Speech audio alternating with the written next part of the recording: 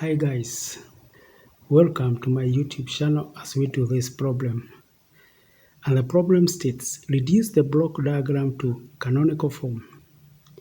Determine error ratio, control ratio, primary feedback ratio. So guys, we start off this question. And the first thing guys we are going to do is to reduce the block diagram to canonical form. And in so doing, guys, we have here, the first thing we are going to do, we are going to eliminate the feedback, this feedback. So when we eliminate that feedback, this is what we have. So we shall have this, and then we can now come and combine these two.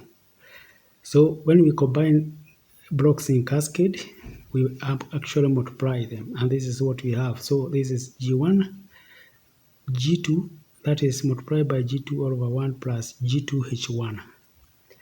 From there, guys, we now come and eliminate the feedback H2. The signal that goes through H2, we eliminate that feedback. So when we eliminate that feedback, but before guys we go ahead to eliminate, this is what we call canonical form. This is canonical form. And guys, that's the question we've been asked. Reduce the block diagram to canonical form. So the next thing guys, we can look for control ratio. For the control ratio, we actually do it is actually here. This is now what we do concerning the control ratio. Let me write here control ratio. This is Roman 2. For the control ratio, guys, is actually the transfer function of the diagram. That is the CS all over R. So guys, what we do, we come and eliminate this H2. And when we eliminate, this is the equation we are using to eliminate. As you can see, this is our G, 1 plus minus G, and then we have the H there. Then we modify that equation until, guys, we get our control ratio. So, guys, this is our control ratio of that equation. Next, guys, we have a question here. And the question is error ratio and also primary feedback ratio. So guys, let's look at that. So in looking at that, guys, we have this.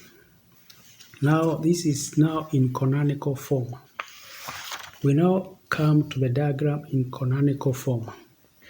We've been given B, which is the feedback. We have plus minus there. We have the E, error. And we have the output CS, and then the input is RS, and then we have the error. So the first thing, we identify some equations here, whereby guys, we have B is equals to, when you look at B is given by the CS, because the error that goes through here is the same, the signal that goes through here is the same signal. So for B, it will be going to be CS multiplied by H2. Going to E. For E, we'll have RS plus or minus B. And this is what we have. For CS, you shall have E multiplied by G2 over multiplied by G2 G1 all over 1 plus G2 H1. Like that. So when we come to the error ratio, we use this equation here. This is the equation we are going to use. We have the RS. And remember, the error ratio is supposed to be given by the error, E, all over RS. This is what we are looking for. So we have RS here. We have the E, that is B. We convert B.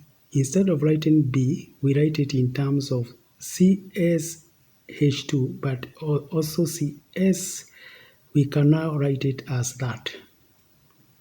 So the whole of that will be this. Guys, now I can bring this one on this other side, on the left side, so that I'll have E negative or plus that is equals to R. I can now factor out the E. So when I factor out the E, I remain with that. This is equals to RS. And from there, guys, I now bring the RS this side. RS, I bring it this side. The whole of this, I bring it the other side. For me to do that, guys, I can, maybe before I bring it, this is what I had done, guys. I had done something like this.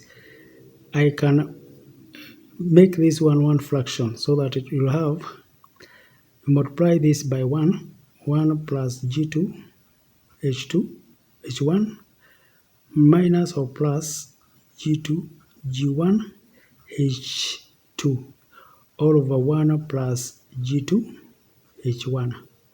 So this is one fraction. So when I bring it this side, this is now going to go on the top like this, and this one is going to go down here. And so guys, we have our error ratio as this. Coming to feedback ratio, guys, we still do the same thing. I have shown you the workings. All that you need to do is to just use the equations here. You are using this equation, and by using that equation, you have it here. This is the E, which is R plus minus B, all over that. When you now expand that, you get that. Guys, you can put this on this other side. Then you factor out the B. After factoring out the B, you get that. This is now equal to that. Guys, you can make this one to be one fraction. When you make it one fraction and you bring it this other side, this is now what you are going to find. So the solution is right here. It's right here, G2, G1, H2, all over 1 plus G2, H1 plus or minus H2, G2, G1. So guys, thank you for listening to me. Bye.